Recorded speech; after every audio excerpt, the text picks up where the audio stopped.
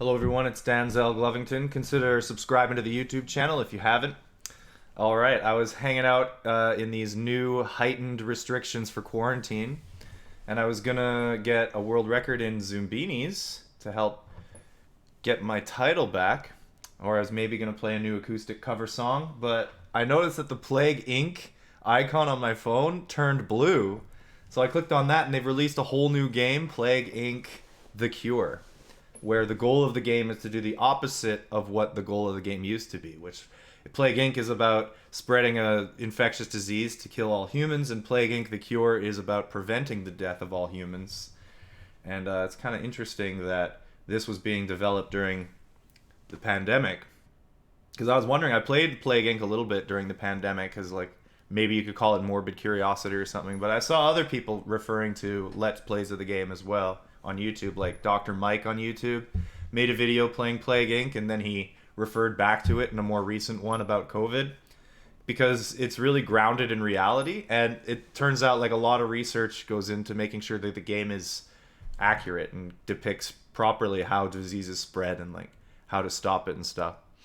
So this new one, The Cure, I noticed it and then I played it and it was actually quite a lot of fun. So I'm just going to go through it right now. I'm going to go look at the tutorial and then we'll sort of go through it bit by bit and see how it is, because it's pretty cool how they've turned the game, flipped it totally upside down and made it about all the stuff that would cause you to lose is now the stuff you have to do.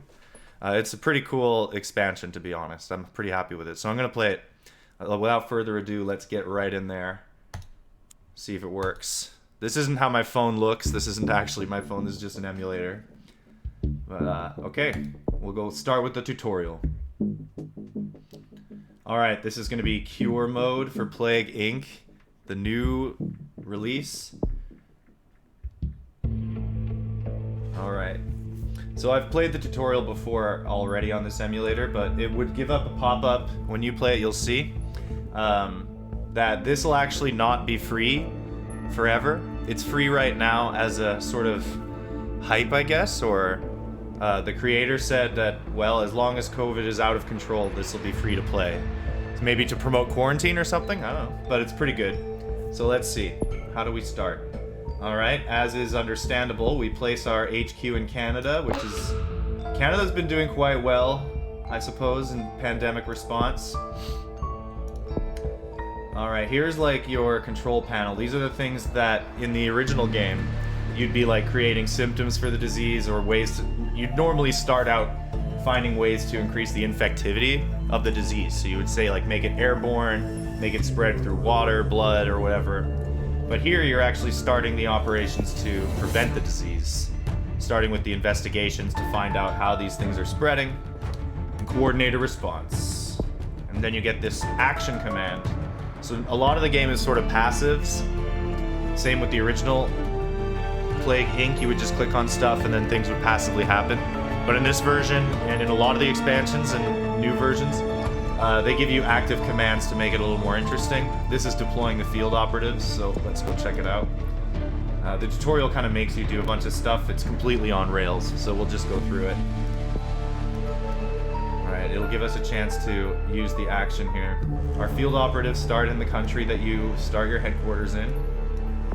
And then it recommends, and this is probably a good way to play most parts, most difficulties and most versions of the game. You'll send your operatives to the country of origin of the disease, which in the tutorial is Brazil. And then it starts you off. It gives you some of that resources here. Your resources are like your cash. All of your actions and responses are going to cost resources. Here it's showing you some of the options you have to slow the infection rate, the fatality rate, and lower the compliance risk of the disease. So these are important stats. We'll get to them as they come up. Contact tracing, very important. If the disease is getting out of hand, I suppose the fatality rate can definitely cause a lot of panic, and really deaths lower your health in this game like really quickly. Your health is depicted as authority, which we'll see soon. And there we go. The first thing we should do is fun hand washing. It starts to lower the infection rate early, which is pretty important.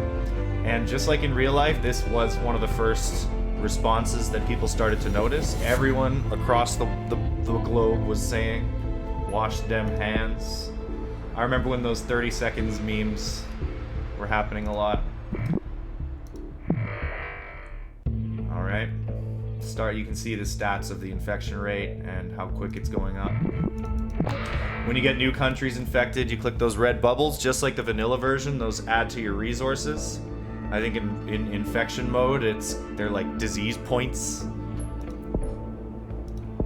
Alright, we're gonna start some quarantine.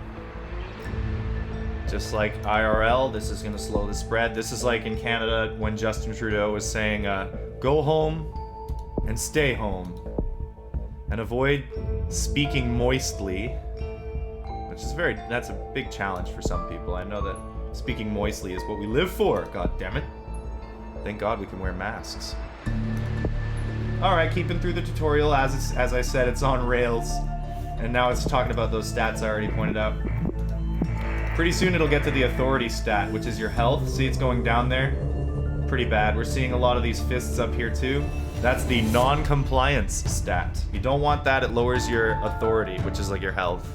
That gets to 0, you get defeated. Non-compliance is, I mean, when you start quarantine measures like we were doing, we had a full lockdown on South America.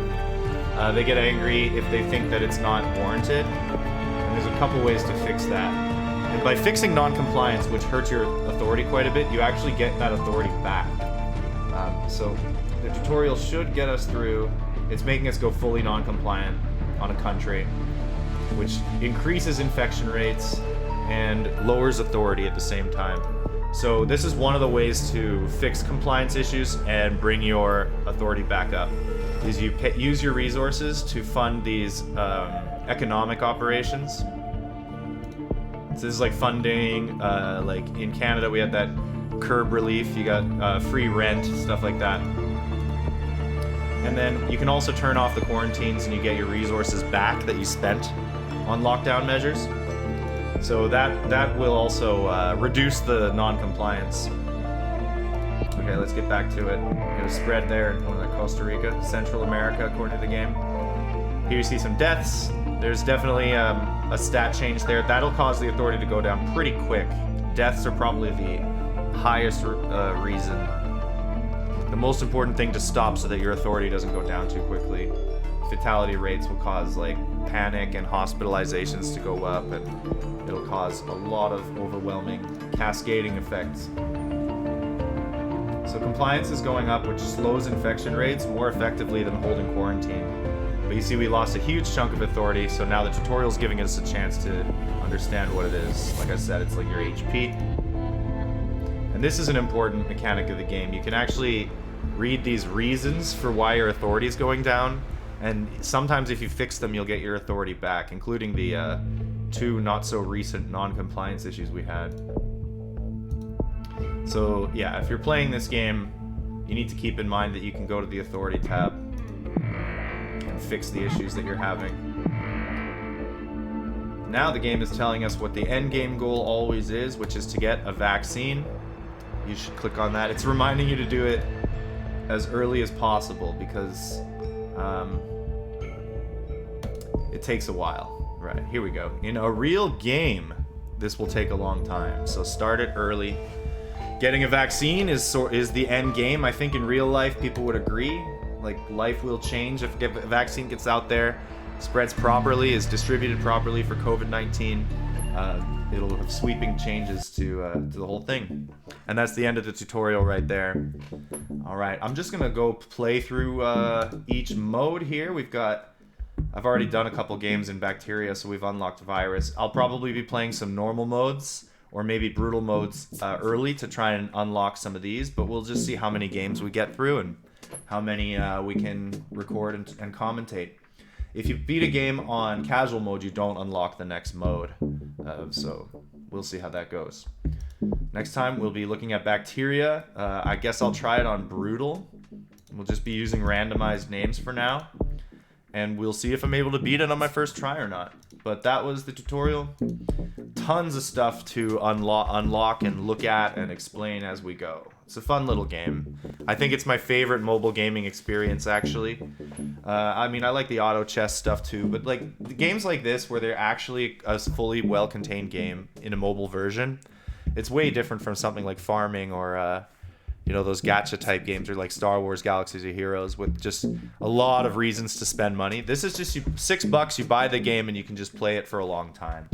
And more expansions will come out, but it's worth it because it's a ton of full completed content, not just the chance of getting something unlocked really neat. Like you definitely get it when you pay for it. So I could recommend this game. It also has a version on Steam, and I believe even on the PS4 or something like that. So probably your latest console could probably play it too. All right, stick around for the next few. We'll get to them in a minute here. Thanks. See ya.